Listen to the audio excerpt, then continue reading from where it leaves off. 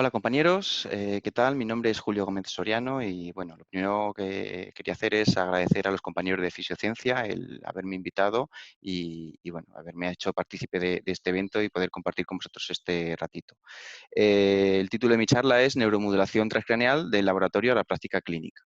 Lo primero de todo, quiero, en estos tiempos de pandemia que corren, donde la higiene es tan importante y tanto se reivindica, pues quiero yo aquí, delante de todos, hacer un acto higiénico, pues diciendo que tengo una ausencia total de conflicto y de intereses con este tema, con el tema de la charla, de la neuromodulación transcraneal. Y bueno, y creo que este tipo de actos higiénicos pues contribuyen a limpiar la profesión y bueno, pues creo que son más que necesarios antes de empezar de hablar sobre un tema. Eh, para empezar, vamos a hablar de neuromodulación transcraneal. Pues bueno, ¿qué es esto de la neuromodulación? Desde mi punto de vista, un término muy mitificado, por no decir casi prostituido. Parece bueno, que es algo muy reciente, sin embargo, neuromodulación llevamos haciendo toda la vida. Es decir, neuro significa sistema nervioso, modulación significa cambio. Es decir, una neuromodulación es un cambio que se produce a nivel del sistema nervioso. Ese cambio puede darse en un sentido fisiológico deseado y en función de las necesidades del individuo, pero no tiene por qué ser beneficioso, es decir, puede darse en contra de las necesidades fisiológicas del sujeto. Entonces sería una neuromodulación maladaptativa, un cambio que no es deseado. Y por otro lado, otra cosa que tenemos que tener en cuenta es que no toda la neuromodulación es terapéutica. Es decir, yo puedo producir un cambio en un reflejo durante unos milisegundos bueno, que se desvanezca y no produzca nada. La neuromodulación tiene que ser mantenida en el tiempo para que sea terapéutica. Entonces, una neuromodulación no es sinónimo de algo terapéutico. La neuromodulación se tiene que dar en el sentido fisiológico deseado y con un mantenimiento en el tiempo deseado para acabar siendo terapéutico. Entonces, claro, teniendo en cuenta esto, imaginad qué pasaría si nosotros dispusiéramos de herramientas en las que yo pudiera pues bueno, neuromodular o cambiar en cualquier parte del cerebro en el sentido deseado bueno, y en la zona deseada. Pues sería algo con muchas posibilidades terapéuticas y mucho valor, ¿no? Pues fijaos, son herramientas que están a nuestra disposición. Estas herramientas llevan delante de nuestros ojos unos 20 años y parece que son ahora cuando están empezando a conocerse en el ámbito de la fisioterapia. Mi objetivo para hoy es que aprendamos a distinguir bien estas dos herramientas. Por un lado, fijaros aquí a la izquierda, tenemos la estimulación magnética transcranial, también llamada TMS, del inglés Transcranial Magnetic Stimulation. Y por otro lado, la corriente directa transcraneal, del inglés el TDCS o Transcranial Direct Current Stimulation. ¿En qué consisten estas técnicas? Pues fijaros, en la TMS lo que tenemos es bobinas en las que circula en el interior de bobinas una corriente eléctrica y por el principio de inducción electromagnética de Faraday, pues esa corriente magnética esa corriente eléctrica dentro de la bobina acaba generando un campo magnético alrededor de la bobina y ese campo magnético acaba induciendo una corriente eléctrica lejos o fuera de la bobina. ¿Eso qué hace? Que ese campo magnético al final puede atravesar diferentes superficies sin prácticamente apenas resistencia. Puede atravesar sin problemas el cabello, el cuero cabelludo, la piel y el cráneo y bueno, y acabamos induciendo un estímulo eléctrico en el interior del cerebro sin apenas resistencia y de manera muy precisa. ¿Qué tenemos que tener en cuenta? Que aunque sea estimulación magnética, no lo podemos confundir con magnetoterapia. Esto no es magnetoterapia. El efecto terapéutico, el efecto que acabamos teniendo en el interior del cerebro es debido a la corriente eléctrica. Es decir, el campo magnético lo necesitamos y lo generamos para producir esa corriente eléctrica. Pero el agente terapéutico no es el campo magnético, es el campo eléctrico. Entonces eso a grabar a fuego que la estimulación magnética no es magnetoterapia. Por otro lado, tenemos la corriente directa transcraneal, que son, algo más conocido para nosotros, son electrodos. La corriente se aplica a través de electrodos que van fijados al cuero cabelludo. Me da igual el sistema, estos más sofisticados a través de casco, con electrodo de toda la vida y un gorro de natación o con cinchas. La clave es que el electrodo tiene que quedar bien adherido al cuero cabelludo. Corriente directa, corriente continua, corriente galvánica. Es exactamente lo mismo. Son las galvánicas que conocemos de toda la vida, pues aplicadas en la cabeza. ¿Qué diferencias tenemos entre estos sistemas? Pues bueno, hay muchas, son dos herramientas muy diferentes. Fijaros, una de ellas es el tamaño, fijaros aquí el volumen de un estimulador magnético y además el costo de este dispositivo, mientras que los aparatos de corriente directa transcranial, pues fijaros, pueden ser bastante más pequeños, bastante más económicos y bueno, pues al ser de este tamaño también me permiten, es más sencillo aplicarlo, combinarlo con otras técnicas más, a lo mejor más tradicionales o diferentes otras estrategias terapéuticas. La formación en corriente directa transcranial, pues el manejo es mucho más sencillo, requerimos menos formación que la estimulación magnética, que es bastante más compleja. Y bueno, pues al final es que son dos herramientas distintas. Entre esas diferencias es importante destacar el poder diagnóstico que tiene la estimulación magnética transcranial. La estimulación magnética transcranial tiene la posibilidad de inducir potenciales de acción. Y esa posibilidad de inducir potenciales de acción, ¿para qué lo utilizamos? ¿Para qué lo podemos, para qué nos puede interesar? Pues para generar potenciales evocados motores. ¿Qué es esto de potencial evocado motor? Pues al final yo lo que tengo es una bobina que aplico un estímulo eléctrico en la corteza motora, se produce una despolarización y lo que producimos es una activación del todo el sistema nervioso motor, desde la corteza, tractos corticoespinales de la médula, sinapsis en la motoneuronal alfa, activación del nervio periférico, hasta que llegamos al músculo donde vemos una contracción de muscular. Si yo, además de esa contracción muscular que la veo, tengo un electrodo de electromiografía que puedo visualizar en una pantalla esa respuesta, pues puedo ver cuánto tiempo tarda en llegar y con cuánta amplitud. Y tengo un parámetro neurofisiológico bastante interesante. Aquí en este vídeo lo podéis ver. Fijaros, aquí estamos en el laboratorio. Cada vez que doy ese suena ese clac, es un estímulo que estoy aplicando y fijaros cómo se mueve la mano. En función de que me muevo yo aquí, más o menos, tenemos una contracción de la mano inducida desde aquí, desde los centros superiores. Este electrodo que veis aquí es de electromiografía, no se ve la pantalla, estaríamos viendo pues, el potencial cada vez que se mueve la mano. Entonces, de esta manera pues podemos ver que este sistema nervioso motor está funcionando de manera correcta, o si hay alguna patología podríamos ver, pues a lo mejor tenemos un retraso en la latencia o una disminución en la amplitud. Ahora bien, ¿la corriente directa transcranial tiene esa posibilidad? No, la corriente directa transcranial nunca me va a generar un potencial de acción. Por mucho que suba yo la corriente, nunca voy a ver una contracción.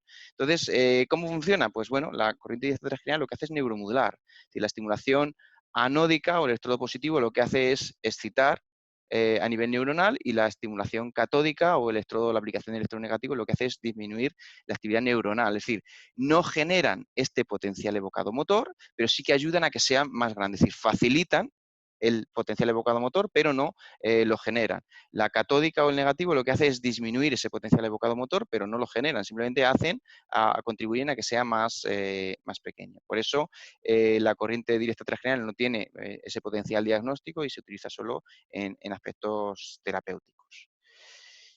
Y bueno, pues todo esto, ¿para qué vale?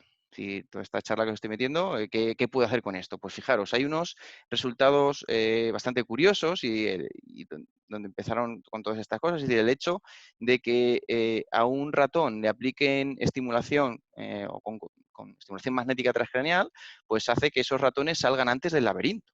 Entonces, eso nos da unas aplicaciones potenciales muy grandes. Es decir, se vuelven más listos los ratones. ¿Qué está pasando aquí? Es decir, entonces, pues bueno, vamos a ver qué hay de cierto, qué pasa con todo esto. En humanos, pues en humanos se habla mucho del neuroenhancement, o también llamada neuropotenciación. ¿Qué es esto de la neuropotenciación?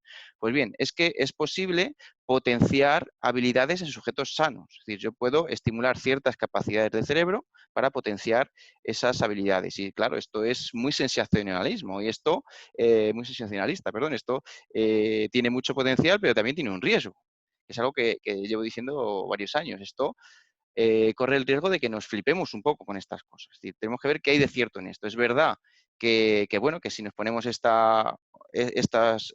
ha visto que si nos ponemos esta estimulación y nos ponemos a jugar a los videojuegos, pues a lo mejor tenemos más o conseguimos mejores puntuaciones en estos videojuegos, pero ¿qué hay de ciencia en todo esto? Que parece pues muy llamativo y muy curioso. Pues fijaros, ¿hay estudios que lo avalan? Sí, sí que hay estudios que avalan estos factores físicos. Hay estudios que me comentan o dicen eh, que mejora la precisión, que mejora la velocidad, la fuerza, la resistencia. incluso aspectos cognitivos los que mejora pues, diferentes formas de atención, tanto focal como localizada, la memoria, el aprendizaje o incluso la toma de decisiones. Entonces, claro, si tenemos estas intervenciones que están haciendo, tienen estos efectos, tenemos este debate. Es decir, estamos delante de un neurodoping para temas de cuestiones deportivas, por ejemplo, y esto es un debate que hay abierto a nivel tanto científico como ético. Entonces, ¿qué pasa con esto? Pues fijaros, los estudios, aunque hay estudios positivos, no todo es tan bonito como lo pintan.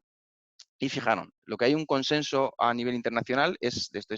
Hay mucha variabilidad con esto. Es decir, sí que es cierto que algunos pacientes mejoran estos aspectos, algunos sujetos mejoran estos aspectos, pero otros no mejoran nada estos aspectos. Hay mucha variabilidad tanto en sujetos como en estudios. Podemos encontrar estudios o nos pueden enseñar estudios donde todo es muy bonito y todo funciona muy bien, pero es que hay otros muchos estudios donde dicen que no funciona. Entonces, hay mucha variabilidad en todos estos aspectos. Por otro lado, también tenemos un efecto techo. ¿Qué quiere decir esto? Que la mayor parte de los estudios están pensados o están hechos para potenciar el hemisferio no dominante. Es decir, es relativamente fácil poder aumentar la fuerza de la mano no dominante cuando yo tengo ahí recorrido o rango para mejora. Es fácil o sencillo intentar, pues eso, potenciar unas capacidades que no están trabajadas. Pero ¿qué pasa en deportistas donde esos rangos de mejora son muy limitados? Entonces, se habla de un posible efecto techo bueno, que en la práctica clínica podría hacer, o en este caso deportiva, podría hacer limitar todos estos efectos que se han visto únicamente a nivel de laboratorio, no en contextos deportivos. Por otro lado, se habla de una duración limitada, es decir, los efectos se han hablado, pues eso, de 20, 30 minutos de efecto. ¿Qué pasa después? Pues no se sabe qué pasa después. ¿Cuánto tiempo, cómo lo tendríamos que implementar en la práctica deportiva para que tuviera más efecto? Pues tampoco se sabe. Todavía hay muchas cosas que no sabemos y en el futuro la ciencia nos tendrá que decir. Y por último, el tema de que la mayor parte de los estudios están realizados en una única sesión. ¿Qué pasa cuando aplicamos varias sesiones? Vamos a tener un efecto de ir incrementando en escalera, vamos a tener un efecto techo, podemos ir para abajo, pues hacen falta más estudios que nos indiquen eso, qué pasa cuando aplicamos esto varias sesiones. Entonces, la recomendación internacional actual es que el neurodoping es algo que no se recomienda, que no tiene la suficiente credibilidad hoy por hoy, sí que está abierto el debate ahí y bueno, pues tendremos que ir aprendiendo cosas poco a poco. Entonces, vale, pero yo no tengo deportistas, yo tengo pacientes. ¿Esto lo puedo aplicar con mis pacientes? ¿Esto para qué vale a nivel terapéutico? Pues fijaros, sí que tiene bastantes aplicaciones que están bastante bien estudiadas.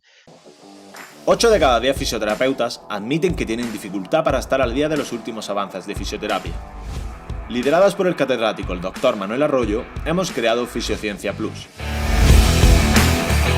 Una plataforma de formación continua basada en la evidencia con la que te será más fácil estar actualizado, ahorrándote así tiempo y dinero. Para ello te ofrecemos mensualmente un contenido práctico de cada una de nuestras temáticas: fisioterapia traumatológica, oncológica, deportiva y neurológica, con una masterclass y 3 contenidos exclusivos que podrán ser en formato ebook o vídeo animado, contando con el sello de calidad del equipo de Fisiociencia. Si te suscribes durante el congreso, accederás a todas las ponencias del mismo para verlo cuando tú desees. Además, como queremos que disfrutéis de todas las ventajas de Fisiociencia Plus, por realizar la suscripción ahora, te llevarás una guía de práctica clínica ilustrada sobre el manejo del síndrome del túnel carpiano, un vídeo explicativo sobre las consideraciones previas a la utilización del entrenamiento oclusivo y 4 masterclass totalmente gratuitas. Pero esto no acaba aquí. Durante el congreso haremos un descuento especial de más del 60%. La suscripción anual valorada en 100 euros al año, solo y exclusivamente durante la realización del congreso, será de 36 euros. Así que, ¿a qué esperas? Por menos del precio de 2 cafés al mes, podrás estar más cerca del fisioterapeuta actualizado que siempre has deseado ser.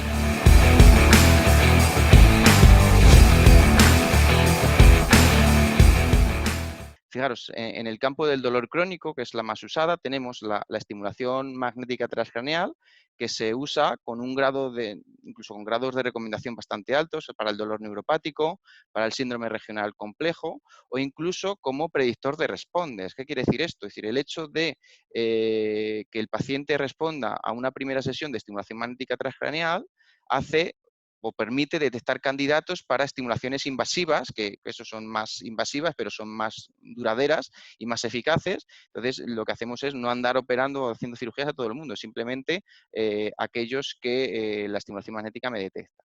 Por otro lado, la corriente diestra transcraneal, pues bueno, tiene una gran aceptación tanto a nivel científico, con unos grados de recomendaciones que, sinceramente, ya quisiéramos para otras técnicas, y también una muy buena perspectiva clínica, sobre todo en dolor crónico. La evidencia está destacada sobre todo en fibromialgia, en dolor neuropático y en migrañas. Y bueno, ya os digo, muy buena aceptación clínica en todo lo que son dolores crónicos complejos. En el campo de la fisioterapia neurológica también está siendo muy utilizada. La estimulación magnética transcraneal, pues con mayor éxito. Tenemos aplicaciones para el tratamiento del ictus, para el Parkinson, para la espasticidad en pacientes con esclerosis múltiple o incluso para el abordaje de afasias. El uso de la corriente diestra transcraneal se ha visto que es un poquito menos efectiva en patología neurológica. Hay que cuidar mucho en la selección de pacientes, es decir, el problema es que no mejoran todos y hay que ver ahí pues qué hace que unos mejoren y otros no. Pero bueno, tiene ya grados de recomendación, incluso pues en una guía pues que está en prensa, es decir, que está prácticamente a puntito de publicarse en ictus, en Parkinson, y bueno, pues con muy buena práctica clínica y algún metaanálisis que lo apoya también para, eh, para el tratamiento de la fatiga de la esclerosis múltiple. Estas son las recomendaciones que hay a nivel internacional. Otras recomendaciones, otros usos, pues bueno, la verdad es que habitualmente se le están empezando a dar, se está empezando en algunos sectores a aplicar en fisioterapia deportiva a nivel clínico, pero claro, ¿qué sustento científico tenemos para esto? Pues bueno, la gente que lo está aplicando se está basando en estudios de neurodoping, es decir, si somos capaces de generar o de mejorar patrones físicos en deportistas, pues también podré mejorar patologías en deportistas. Pues bueno, es una aproximación, es decir, los estudios de neurodoping están hechos en voluntarios sanos, no están hechos en pacientes o en gente con lesión. Y ya hemos comentado el tema de neurodoping, que bueno, pues actualmente, hoy por hoy, es un poco incierto y no se está recomendando.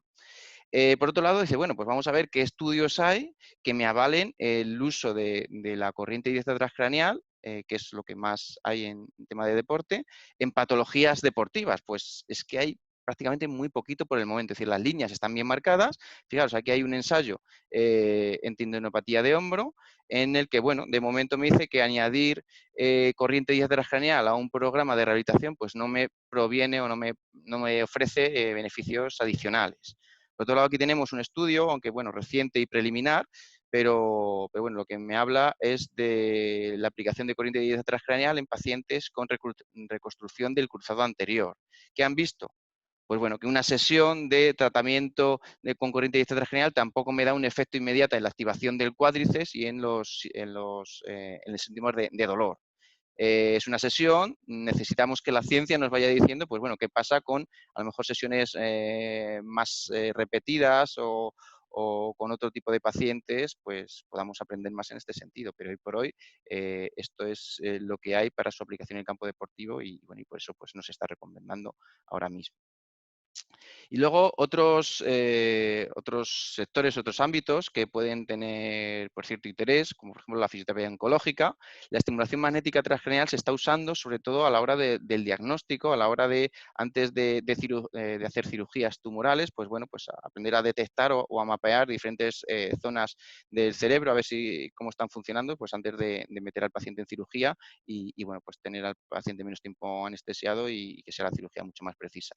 En el tema de la corriente diestra transcraneal, pues todo lo que hay en fisioterapia oncológica va relacionado con el tema del dolor. Al final son dolores crónicos complejos y bueno, pues las sensaciones clínicas buenas que hay durante los últimos años en todo este tipo de pacientes, pues bueno, se están estudiando. Por ejemplo, aquí tenemos un caso, estudio de un caso de estudio de dolor de cáncer, dolor refractario de cáncer, es decir, dolor que ha resistido a otros tratamientos y bueno, pues en tratamientos paliativos, pues ayuda al paciente. O aquí tenemos otro estudio donde me dice que va bien como tratamiento del dolor visceral en pacientes con dolor, perdón, con carcinoma hepatocelular, es decir, con tumor con cáncer de hígado. Entonces, pues bueno, es una línea que está ahí y que hay que ir explorando en los próximos años, pero que tiene bastante interés y empieza a tener bastantes apoyos a nivel científico. Entonces, claro, después de todos estos usos, viene la gran pregunta. Yo como fisioterapeuta puedo aplicar estas técnicas, que son, parece como el tema del cerebro, el tema del sistema nervioso central, que son más complejas y demás. Pues bueno, la realidad es que estas técnicas no están legisladas todavía, es decir, no están reguladas y cualquier personal sanitario puede aplicar tanto estimulación magnética transcranial como corriente directa. ¿Qué pasa? Son técnicas que se han desarrollado y llevan desarrollándose durante muchos años desde la neurología y desde la psiquiatría. Nosotros como fisioterapeutas estamos entrando ahora en todo este campo. Consejo mío, pues vamos a entrar siguiendo las normas, siguiendo las recomendaciones internacionales que ya hay. ¿Lo puedo aplicar yo? Sin ninguna duda. Al final son agentes físicos, terapéuticos que como fisioterapeutas estamos capacitados para hacerlo. El caso de la corriente directa transcraneal, no hay muchas recomendaciones adicionales, es algo relativamente sencillo que no requiere mucha formación y bueno, simplemente habría que seguir los estándares de uso. Pero, por ejemplo, con la aplicación de estimulación magnética transcranial sí que hay ciertas recomendaciones que, bueno, pues que al final son de paneles de expertos que yo aconsejo que se hagan también. Es decir, ¿podemos aplicar estimulación magnética transcranial? Sí, pero dentro de un equipo multidisciplinar o en el que al menos haya un médico con experiencia que se responsabilice de los protocolos. Y esto no es algo mío, esto no es algo que me haya inventado yo, esto es algo bueno, pues da un panel de expertos del Comité Internacional de Neurofisiología Clínica. En las clínicas o los centros donde estemos aplicando estimulación magnética transcraneal, tenemos que también tener un protocolo de actuación ante posibles desmayos y convulsiones, que aunque son poco probables, están descritas en la aplicación de estimulación magnética transcranial.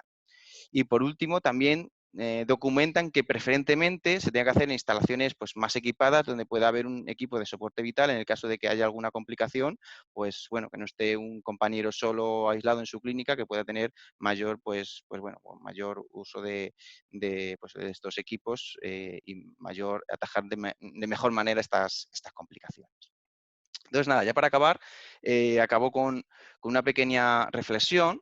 Es decir, nosotros como fisioterapeutas estamos erróneamente acostumbrados a trabajar al revés. ¿Qué quiere decir esto? Nosotros, debido a que estamos empezando ya muy pocos años con el tema de la investigación, pues estamos acostumbrados a implementar en la práctica clínica técnicas que posteriormente se validan a nivel científico. Es decir, primero tenemos una validación clínica donde se aplican esas técnicas, vemos si son útiles, si no son útiles, y luego, pues poco a poco se investiga sobre ellas y ya se descartan o se confirman.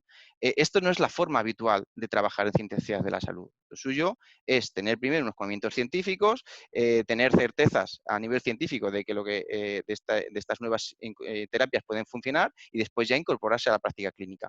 ¿Qué pasa?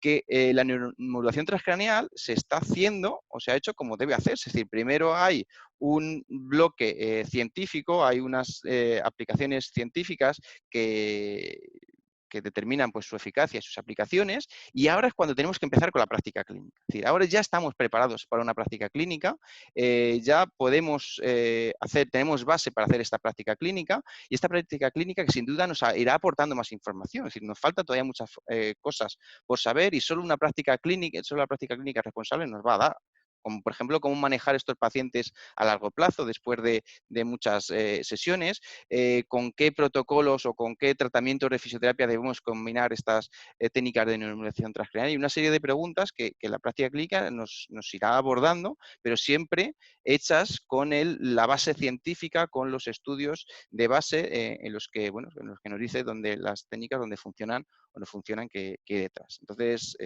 nada, espero que os haya gustado la charla, os haya sido de interés. Aquí tenéis, pues bueno, el grupo de compañeros de investigación de Toledo, el grupo de compañeros con los que colaboramos en el Hospital Nacional de Parapléjicos y bueno, aquí tenéis toda mi información de contacto, tanto correo electrónico como redes sociales. Cualquier duda, cualquier curiosidad, pues estaré encantados bueno, de contactar con vosotros. Si queréis información sobre formaciones que estamos haciendo y demás, pues también os lo podremos dar. Y nada, estamos a vuestra disposición. Un saludo y un abrazo muy fuerte. Venga, hasta luego.